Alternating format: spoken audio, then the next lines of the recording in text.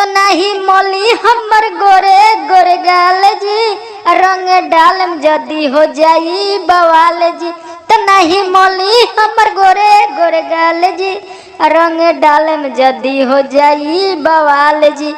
आइए भाई लोग, आप लोग के बीच में फिर लेके आ गए हैं फुल और फ्री सॉन्ग होली का मैटर। हमारे चैनल पर नए हैं तो चैनल को सब्सक्राइब करिए सही गाना सुनने के लिए। जीजा साली वाला गाना है, आइए सुनते हैं गाना कैसे है। और डबिंग दे के आप लोगों को सुना देंगे, क्योंकि पढ़ के सुनाएंगे नहीं, क्यों लंबा हो जाएगा वीडियो, आप लोग उतना टाइम नहीं दे पाएंगे। इसीलिए छोटा वीडियो बनाते हैं और बहुत बेहतरीन बनाते हैं वीडियो। आप लोग को अच्छा लगे तो कमेंट करके बताइएगा। और डबिंग देने में थोड़ा इधर उधर हो जाती है, आप लोग अपने हिसाब से देख लीजिएगा। चलिए देते हैं आप लोगों के बीच डमी। जीजा हटी होने रंग जनी डाली, जबरी पाजा में हम के न दाबी। जीजा हटी होने रंग जनी डाली, तो जबरी पाजा में हम के न दाबी। तो नहीं मली हमर गोरे गोल गाल जी, रंग डाल में जदी हो जाई बवाल जी। तो जनी मली हमर गोरे गोरे गाल जी, रंग डाल तो हो जाई बवाल जी।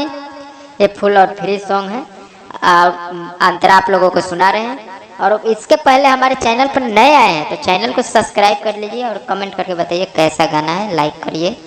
चढ़ल बाटे नया नया हमरो जवानी, रंग से मना जे करी जीजा साली। चढ़ल बा नया नया हमरो जवानी, रंग से मना जे करी जीजा साली। यही होलिया में बटे तो से सवाल जी, रंग डालम जदी हो जाई बवाल जी।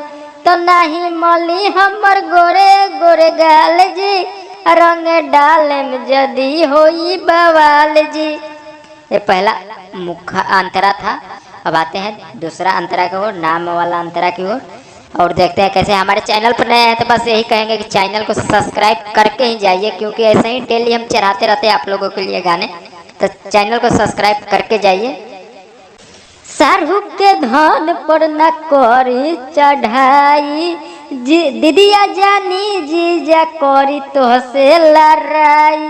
सारू के धन पर न करी चढ़ाई, दीदिया जानी जीजा करी तो से लड़ाई।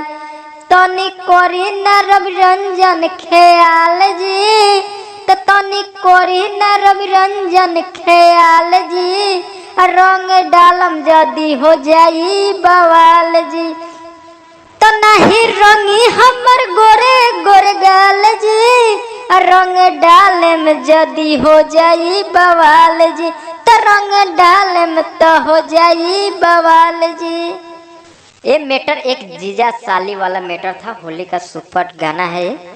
आप लोग गाइए, फुल और फ्री है, कोई कॉपीराइट कोई क्लेम नहीं आएगा, क्योंकि हम लिखे हैं, हम आप लोगों को दे रहे हैं। फुल और फ्री है, नया म्यूजिक बनाइए गाइए। और हमारे चैनल पर नए हैं तो ऐसा ही गाना पाने के लिए चैनल को सब्सक्राइब कर लीजिए और सब्सक्राइब करके ही जाइए। और कमेंट में बता के भी जाइए कैसा लगा ये गाना, कौन भाई गा रहे हैं इस गाने को, बता के जरूर जाइएगा आप लोग। चलिए चलते हैं, मिलते हैं फिर कल के